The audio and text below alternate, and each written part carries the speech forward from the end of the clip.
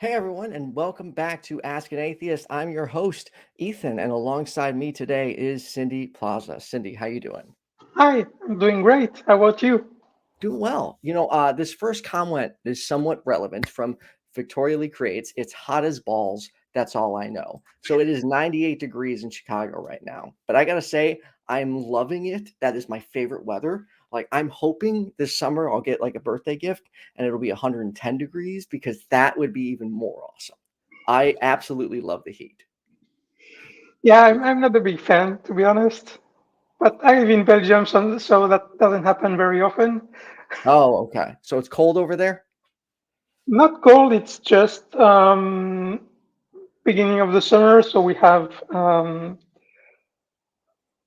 today we had 28, I think, degrees Celsius. I don't know the, the equivalent Okay. in Yeah, me neither. Kelvin, but Um, anyways, so there's a lot we want to dive into as we were talking in the green room. But first, I'd like to get the normal atheist questions out of the way. So, Cindy, you and I do have some experience. Let me real quick give a little background on how we met. Um, I called before when I was just starting out as a YouTuber. I called into Talk Heathen, and I was looking for advice because I was going to bring a guest and their parents on because they were trans and the parents were not supporting it. So I was looking for the best possible way to help this conversation go smoothly and learn a little bit more about trans issues in the process and see if I can help this person. Well, Cindy found me on Facebook, right? yeah, Was that it? you, And reached out to yeah, me. you gave your Facebook name on the show, and I sent you a message right away. Yes. And then from there, offered to help me with this and gave me her phone number and called her. She's from Belgium, by the way. And then we started chatting and formed a friendship from there. So that's how I met Cindy. Anyways, Cindy, uh, have you always been an atheist? And if not, how did you become an atheist? Yes, so I grew up in France because I'm French, um, and France is very secular and with very low religiosity in the population. So religion is mm, very much not talked about. I was in the Catholic private school though, and I learned about God and religion when I was 8 or 9, and by then, when I was told of those stories, didn't just buy them. It just seemed I already loved Greek mythology at the time, and Mm. I just couldn't tell the difference. Okay. So, sorry, I lost my train of thought. Damn ADHD. Um, so now you're an atheist. Yeah, and I've always been. Yeah. That must be nice. Like I always feel like I missed out on so much time because I didn't become an atheist till 2015. So most of my life I was a Christian or just ignorant, I should say. Um, yeah, so that's I always feel like I'm behind. So it's pretty nice to that you've gotten to be one your whole entire life. What got you into atheist activism? Um, that that was a long path, to be honest. It started on in 2010 when I was working in NATO, actually close to where I live here, and I was working with this American guy, and he was very much like me. He was rational, he was an atheist, and he was moderator on a forum called rationalskepticism.org, Okay. which still exists. And so he invited me there, and at the same time, I had the Jehovah Witness come to my place, and so we decided to use this occasion to learn more about what they believe and and train our arguments and everything. And so I started being a very regular on this forum, and I learned pretty much everything I know about atheism, about science, about skepticism, about even about religion. Okay. I learned it on this forum or from connections I made there. It's um, it's only 2 years ago. Well, actually, when when we met, that I got on a few shows, and people said to me that, yeah, you have an interesting voice. Maybe you should start a YouTube channel. And I didn't want at the beginning. I had some issues at that time. I had very hard time accepting my new face after the transition. Mhm. So coming in front of the camera was pretty hard, but I did it, and I think it was a good idea because it made me meet a lot of amazing people, which I can't wait to meet one day when I come to the States. But more than that, it led me to have this different view about skepticism, critical thinking, Mhm. and I've developed a view that's quite unique as far as I know. Maybe one day we can have just to talk about this so that I can explain it. But yeah, basically, I think critical thinking is only a part of what we should teach if you want people to think more critically. Absolutely. And, and so, yeah, basically, that's it. Cool. Well, you've been all over the place, which has been nice seeing you pop up everywhere. You're also working with, and now, oh, forgive me, I forget the name. What's the other channel aside from your own, The Path to Reason, you're working with now? The YouTube channel is Skeptic Heaven, and the show is called Women Atheist Unload. Yes, I, there we go. Thank you. I am part of one of the 4 or 5 rotating hosts. Um, I like working with this channel because we have a different audience, and we started about 3 or 4 months ago, and it's growing quite nicely. Um, and we've had pretty interesting topics. So yeah, I think people should look into it. Well, I definitely recommend watching any of your content. You've absolutely taught me a lot, and I really appreciate your friendship and everything, all the time you spent with me, educating me on, trans-related issues. So for, those that don't know, Cindy is trans. Can you talk a little bit about what it was like growing up? And, at what age, if I'm not framing this question correctly, please let me know, but at what age you realized, you were trans?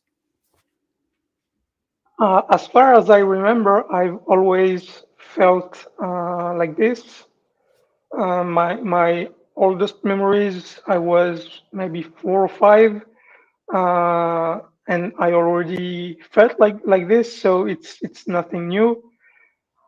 I realized very early that I had to hide it because my mother, especially, was not. Um, I didn't think she would understand.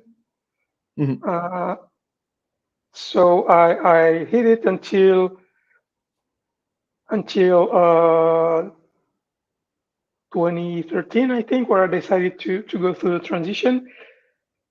But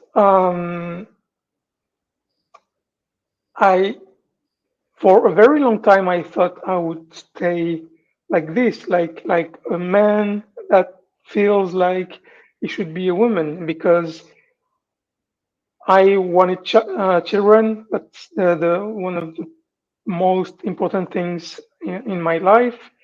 Fortunately, it won't happen now, but because of that, I wanted to be able to build a family. And going through a transition at the time, to me, it was just a red light. So I just thought I would keep it to myself forever. I'm sorry. So did you say that can't you still build a family though? The only thing I could do is adopt, because I had the opportunity to have uh, biological children, Okay. but I lost this opportunity unless I win the lottery one day. But Too much yeah, money? yeah, I'm sorry. Well, I hope you win the lottery, or I hope you become a famous YouTuber and make a bunch of money. Because allegedly, when you become an atheist, you make all this money. I yeah. don't I know. heard that. Yeah, yeah. Right. I don't know if Yeah. someone could point me in that direction so I could also be a part of all that money. That would be great. But otherwise, I don't know of anybody that is making an exorbitant sum as an atheist. If anything, I would say it's significantly harder to generate income as an atheist YouTuber. Granted, I've never been a Christian YouTuber, so I guess I don't really have a basis of comparison, but that's where I'm leaning. But your audience is more limited because Christian people are more numerous in the US than atheists. Oh, a new poll shows it dropped 5%. So it's now at it's either 80 or 81% of people. Yeah, yeah, I saw that. But Which is such a high number still. Like that's so high. Why are there so many of them? um, maybe the number is not as high as the polls indicate, because here in Belgium, it's a little bit different than in France. I met quite a few people who identify as Catholic but don't believe in God, and when you push the questions, you realize that they say they are Catholic only because their parents they were educated in in a Catholic mentality or this or that, but they still don't believe in God. But if you ask the question, they will tell you that they are Catholic. So I think there's at least a small percentage of American people who fit in the description as well, and that should give you hope. Yeah, you would. I hope it just this atheist population continues to grow. Sometimes people have accused me of having an agenda, and well, okay, I kind of do. My goal is to raise atheist awareness, normalize atheism, and hopefully get people thinking more critically, learn a little bit about skepticism, a little epistemology, and begin challenging their own beliefs. Because to me, there's really nothing more important than that. Well, there's plenty more important than that, but that's extremely important. Yeah, I think the only way that this trend changes is if the Christo-fascists trying to take the government right now succeed, and then schools, government, and all public life will be forbidden for atheists. But unless this happens, unless the far right uh, gets to power, I think the trend will continue. Right. I know you wanted to talk a little bit about American exceptionalism, but before we get to that, I wanted to touch base on something we talked about in the green room because I had told you I had begun looking for a second job, and I recently got one, and you said like that this was almost a surprise to you. You're like that's unheard of by me having to get two jobs to survive. So, what are your thoughts on that, and how is it different over in Belgium? So I know that it's a major problem in the US, but it's still surprising to hear it because um, unless you have a very specific part-time job, here you never need a second job to survive. Um, if you have a normal job, then you normally have enough to live.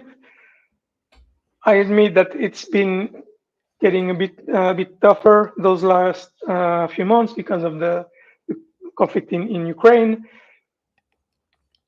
But there are a lot of helps if you don't have a job, if you have a job that pays too little, if you have health issues.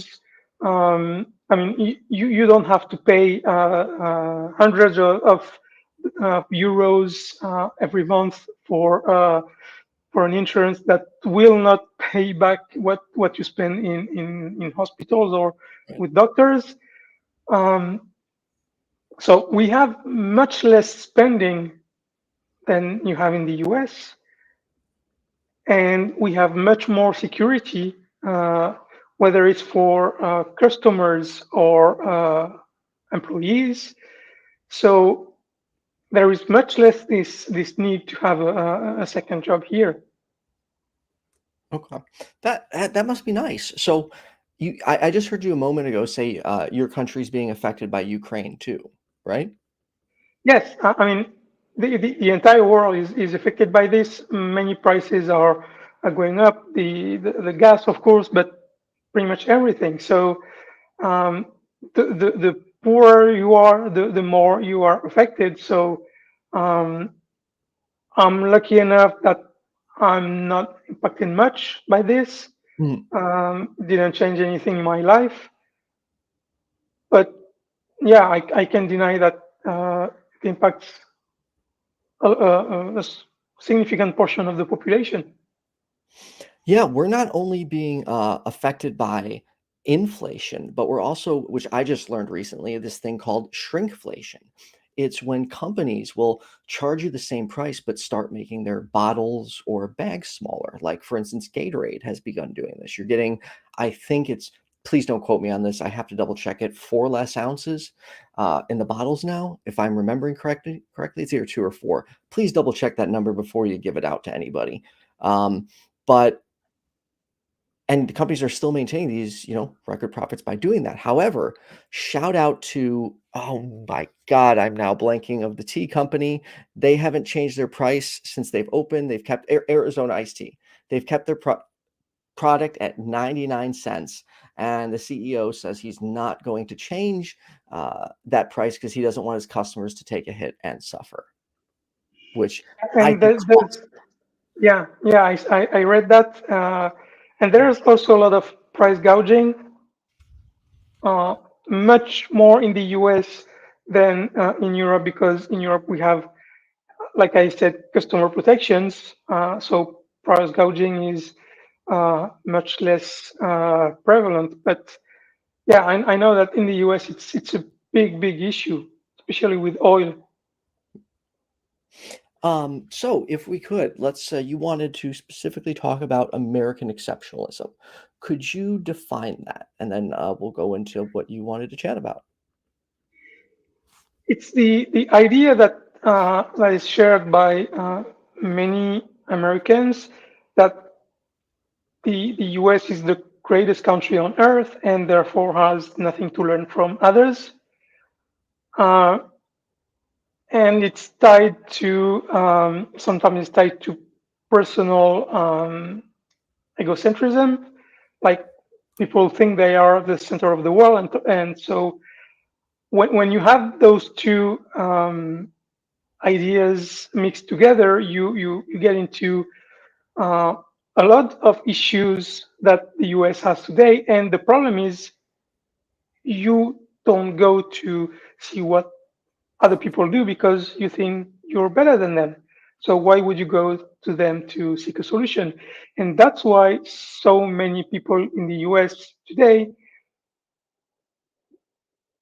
can't find a solution to the problems. And so they need to rely on the solutions that are fed to them by their political party or their pastor or anything else. But when you talk about religion, it comes down to the idea that 99% of the time when I engage on a debate or just a discussion with atheists in the US, they believe that uh, the pretty much all atheists were theists as a child, and then they grew up and then were uh, either angry at God or something like that, and left religion.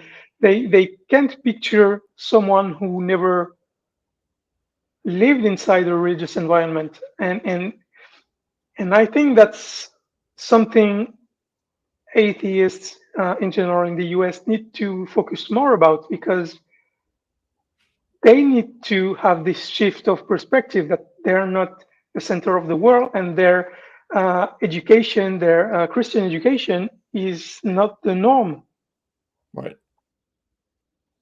and Yeah, I even mean, their brand of religion is not the norm.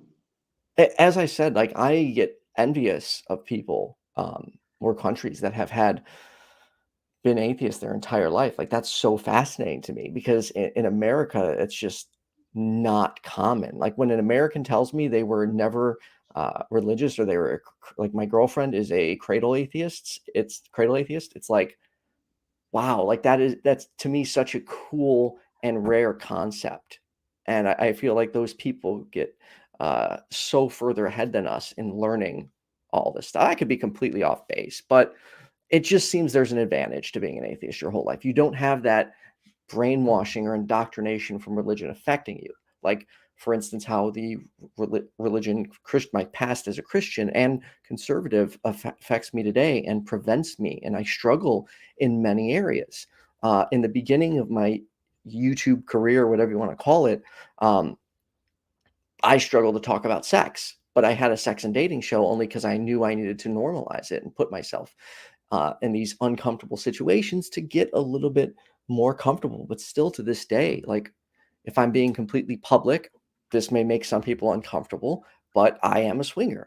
So even then, I still struggle in the lifestyle because there's times my brain starts telling me this is wrong, this is bad, you're not supposed to be doing this, you should be ashamed of yourself, it's dirty, it's wrong. And it's like, hold up, it's just sex. It shouldn't be a big deal as long as it's between adults and there's enthusiastic consent involved. Yeah, let's say that there won't be many cases of religious trauma syndrome in France, for example, but there is still, I would say, at least in France, some kind of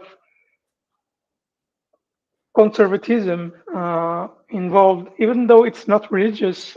It's probably inherited by religious thinking, but Mhm. we still have hard time moving to new ideas compared to the Netherlands or Belgium or Denmark or even the northern countries. France is it's like the middle ground between between the very religious countries that are Spain and Italy and maybe Portugal, and the northern countries that are much less religious. Mhm. It's a little bit weird because when you grow up as French, you pretty much never hear about religion, but then you realize that somehow it's still there in some areas, in some categories of people. Like the richer the people, the more likely they are to be Catholic in France. Really? Um, yeah, yes, So the wealthier someone is, the more likely they are to be Catholic? yeah, I wonder why that is. because they are. It's a legacy from royalty and aristocracy, and aristocracy was deeply religious at the time because they needed religion to control people. So, and I would like to say hi, everyone in the chat. Yeah, I should do that too. High secular rarity, cosmic Kyle, uh, Stilette Leray, Cat the Cat, Humanist, yeah. 420 Atheist. Did I miss anyone? Victoria Lee Creates, The Blazing Wizard Pope, Deep Arcs. Yep, I said that right. Okay. And student Dr. Ben, who is just about to get on a plane. So hopefully Ben has a safe ride. I look forward to meeting him this Saturday. For those that don't know, this Saturday is the Better Conference in Fort Wayne, Indiana. Unfortunately, Cindy Plaza will not be able to make it, but I'll be there. So, why does my cat have to destroy and knock everything down? Sorry about the noise. She's having a blast knocking things over right now. She's literally one at a time knocking different things off my desk. So Because you're not paying attention to her. this new one is very needy. So I think she has separation anxiety, because whenever I walk from room to room to room, she follows me.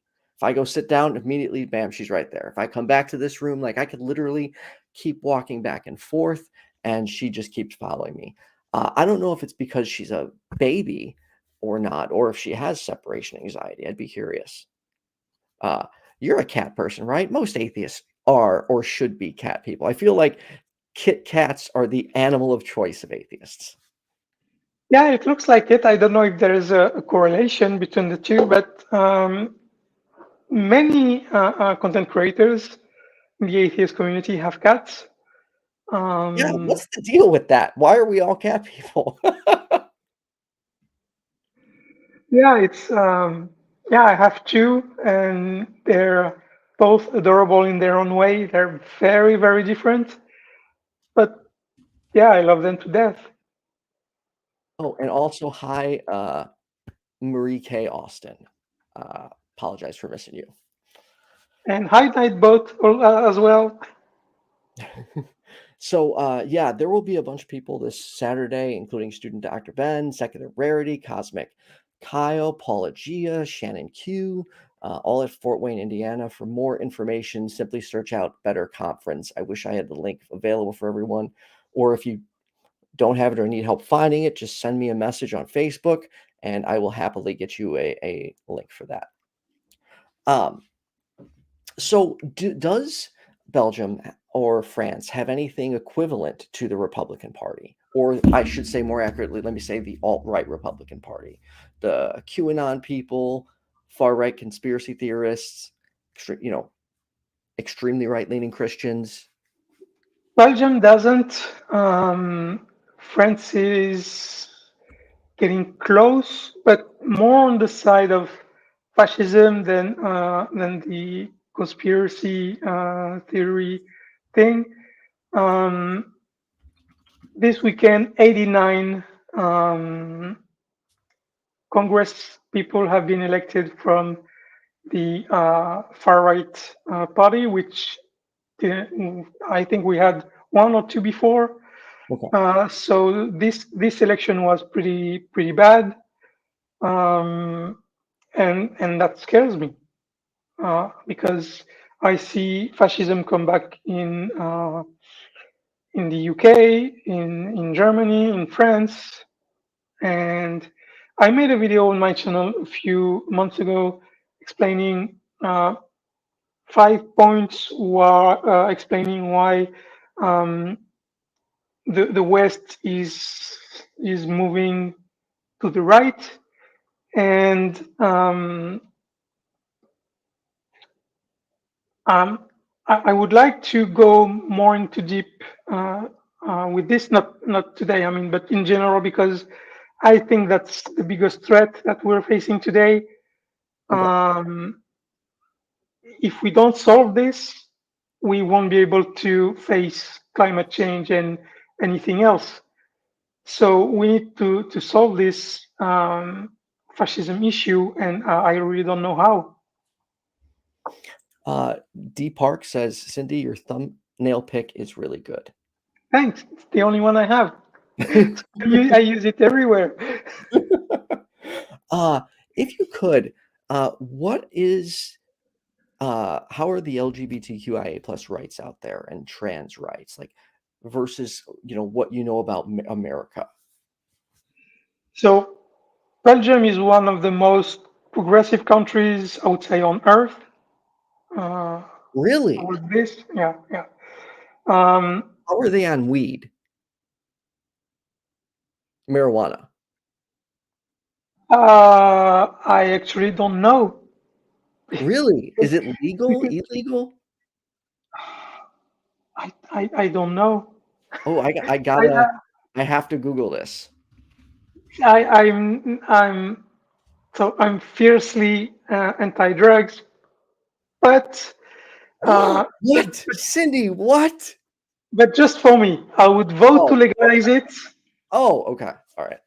But I have personal reasons for that, and so yeah, I don't know. I think it's either legal or it's slightly illegal, but not really um, enforced, something Ah, like that. so here, yeah, you're right. Cannabis is technically illegal in Belgium, but personal possession has been decriminalized since 2003. Yeah. Um, I know. So, what are your thoughts, if I may, on marijuana in general? So Because you know me, I love marijuana.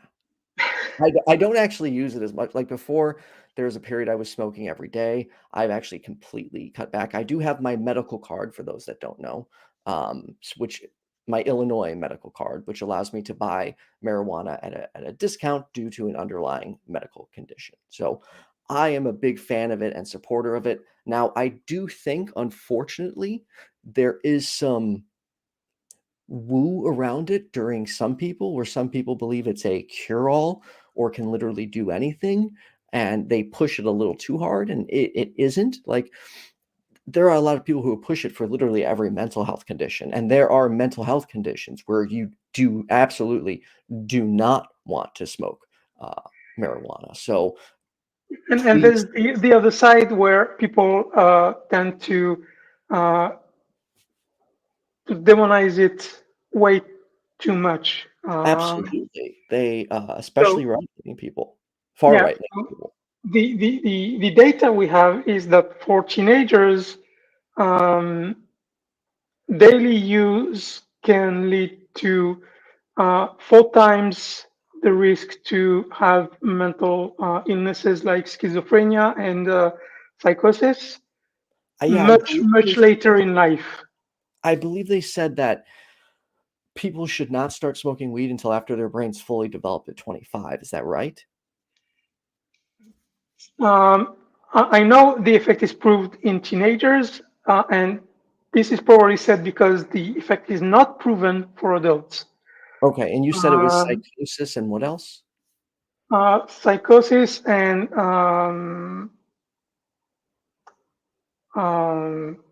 forgot. Uh, I think it's bipolar issues or well, it's mental health. I do know. So I have oh fuck it, who cares? I have bipolar 2. So that's like the less extreme one. So I'll kind of have these wavy moods. I will say the new medication on me I'm on has me like bam, like it's like the best way to describe this medication. I'm not going to say what it is, only because I don't want anyone being like, hey, this medication helped Ethan. Let me go, see if I can get it. So, while not saying any names, the best way I could describe it is my moods were like from sadness to happiness, not really ever anger, just sad and happy. Um, would be like a bowling ball bouncing around and then occasionally getting in the gutter on either side. Whereas now the medicine has put essentially the guardrails up in the bowling alley, and now my mood is more stabilized and I don't go into those gutters of sadness and like super anxiety, which has been really nice. But one of the first things my psychiatrist said to me was, people with bipolar disorder. Now, I want to be very, very clear here. I'm only repeating what my psychiatrist told me. I cannot confirm or deny the accuracy of this claim, but I tend to err on the side of listening to doctors since they're the experts. So, my doctor said to me that for bipolar, marijuana is actually not good and can cause more mood changes. So I noticed that if I had a higher THC content, and this is again me personally only, if I had a higher THC count or percentage like the oils do, I would affect my mood in a negative way. But when I would just smoke flower and not do the cartridges with higher THC, I wouldn't have those mood swings as often or much at all. So it sounds like, based on what you read, there could be some accuracy to that, at least in my own personal experience. But again, I would encourage everyone, take the time to research it yourself. There's a lot of good information out there, but also be careful because there's a lot of bad information out there from people who will try to say it will cure literally almost everything. Like there are some claims that I'm not even going to get into it. Never mind. Yeah. Um, In any case, just to clarify, it seems like it's a bit like tobacco. The more you consume, the more risk you have. But if you cut off your consumption, then the risks lower over time, not right away, but over time. The difference is that in teenagers, the risk of schizophrenia, as Stewart reminded me, it takes much longer to be reduced, even if you stop your consumption. okay. So, and you won't smoke weed, right? No, No interest at all? no. Okay, that's fair. And I never drank alcohol. I never smoked. Really? Yeah. See, that's surprising because here in America, I don't know, and I'd be curious to see how it compares over to where you're at. Here in America, alcohol is so overly normalized to the point that, like, for instance, I go through phases. I'll drink for a few months, then I'll stop drinking, and then I'll drink for like, there's been several different occasions where I went literally years without drinking because I just got bored of it. I'm like, and I didn't even want to drink. However, in America, when you tell someone, yeah, you don't drink or you don't drink anymore, almost immediately the response is, oh, so you had a drinking problem. It's like, or did you have a problem? It's like, no, like, why are you jumping to, I had a problem. I don't want to drink. But that's the thing. And people push it on you. Like they will complain about other drugs being pushed on you, but alcohol, man, that is pushed on you all the time, especially if you're out like after work parties. Hey, you want to drink? Here, have a drink. Oh, just one shot, just one drink. Come on, you're leaving already. Have one more drink. Like the pressure is absolutely real. What's it like by you? Is it that normalized? Yeah, it's definitely normalized. France is the country of wine, and Belgium is the country of beer. So everyone drinks. Doesn't mean that everyone has a drinking problem, like it's very much the case in the UK, for example, where you have this teenagers or young adults who will try uh, to pass out as fast as possible, which to me is crazy. But Yeah, I don't like that. Like I have never blacked out from drinking too much, and nor do I ever want to or seek to. yeah, I really don't see the point. But um, I've never drank at all. And when I joined the army when I was 16, it I was put on the side partially because of this, because when you're young, everyone drinks, and if you don't, then. Um, but you're right when you say that it's pushed. And from my experience here in Europe, it's not because um, people think you have an issue if you don't drink. They're just curious because they strongly associate party with drinking, even if it's I would say low-level party. It's just a dinner between friends or anything. There's just even if you drink just one beer or a couple of beers, it's just odd for someone not to drink at all. Um, I would say it's been a little bit normalized in the last few years. I've been having less and less remarks on this, maybe because I'm getting older as well. I don't know, but yeah, it's definitely normalized here as well. Um, what are your thoughts? Because since we opened uh the bag on drugs, I want to ask your thoughts on one more thing. Have you done any research on, and what are your thoughts on mushrooms? Because here in America, in some places, they are now using it for depression. like I don't even want to say the effects it had on me, because then it's going to sound like, hey, I'm saying, hey man, go do this. So never mind. But what are your thoughts on it? I know nothing about this. Oh, okay. Literally nothing. Oh, okay. That's what I love about skeptics like yourself. So quick to say, I know nothing, or I haven't done enough research on it. I think more people should use that I don't know is sometimes the best answer. So, we just got a couple minutes left. Is there anything else you wanted to talk about? Um, yeah, we were going to talk about something earlier, and I forgot what it was. I Uh, covered everything we were wanted to talk about. yeah, we talked about American exceptionalism. Yeah, we did. Um, yeah, there's one question you asked me, and we didn't talk about it much. It's the difference of LGBTQ and especially trans people in the US and in Belgium. Yes. In Belgium, you can change your first name in 2 months. You just go to the city hall, you sign a paper saying, I'm not comfortable.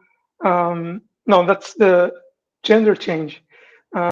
You go to the city hall, you say, I don't feel comfortable in my current gender, I want to change. You sign this, they send it to it's like an authority that will check whether you're like trying to change your identity because you're searched by police or something like that. But if you're not, no, it's 3 months later, then it's accepted by default. So it's just two signatures to Oh, the wow. city hall.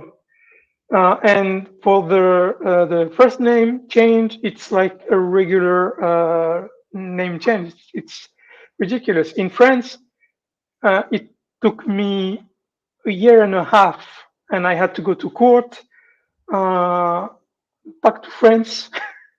So Wow. I had to go back to my city of birth, of the in the court there, and only then I could change uh, the the gender.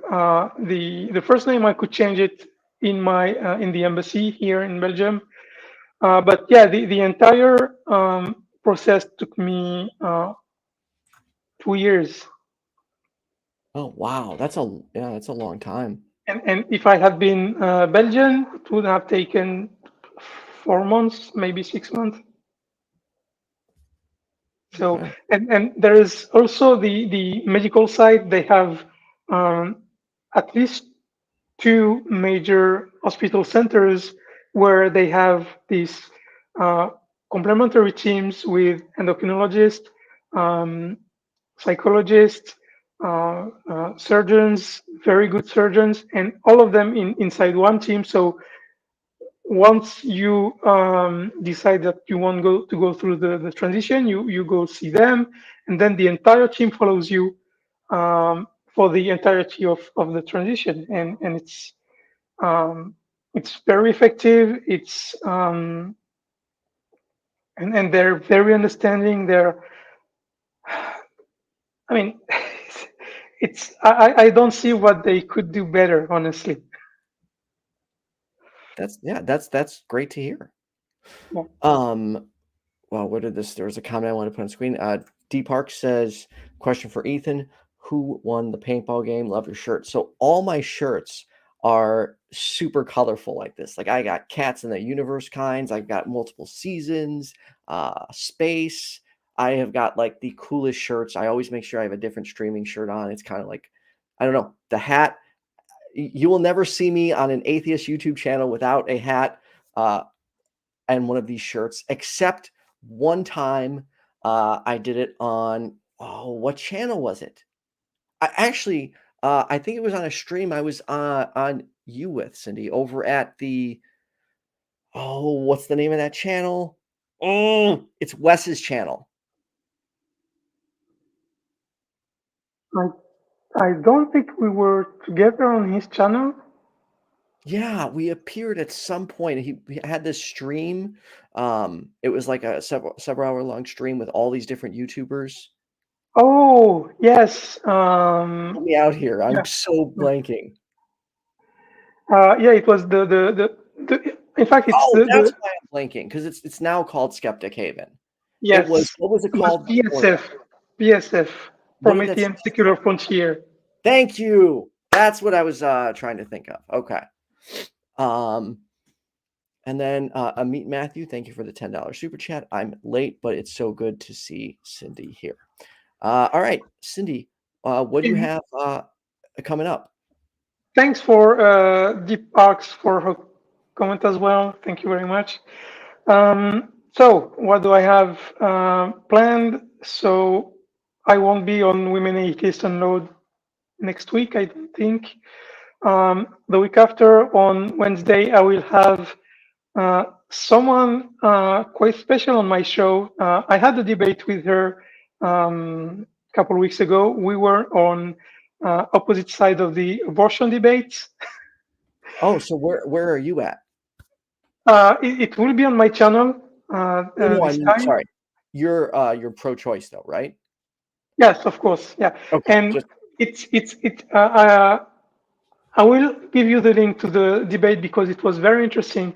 She's the first person I met who is anti-abortion and that I would call actually pro-life, because most so-called pro-life, they're not actually pro-life, they're just anti-abortion. But she is really, really pro-life, and her views on the subject is extremely consistent. And I've never heard her position before, so I suggest you go and see that debate. Uh, if you Other than give that, me the link, I will yeah, definitely put it in. I will give you the link.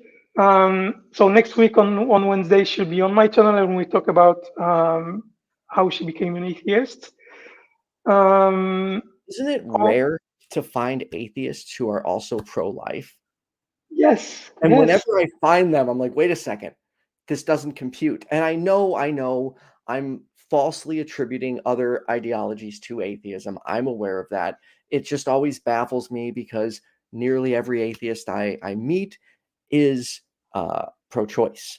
Although there is this growing group on Facebook called Secular Pro-Life, but reading all the comments, it really makes me seem like they're undercover Christians because some of them are so conservative, right leaning. That's like, are you really secular? Yeah, I think we should see it the other way. Instead of saying that atheists are mostly pro-choice, we should say that theists in general are anti-abortion. I think Yeah, it's more accurate like this. or On the anti-choice.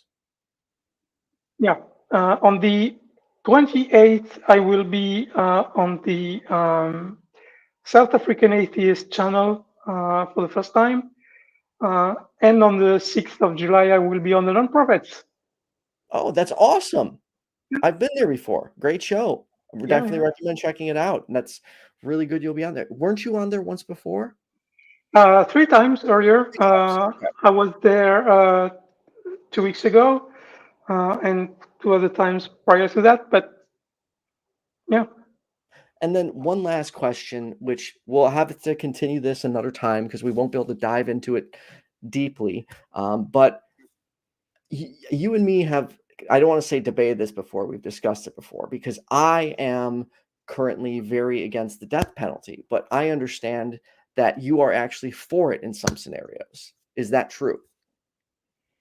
in one very, very specific scenario, and it's funny because I talked about this on the debate. Um, But I don't think we will meet and we will be able to implement this scenario ever.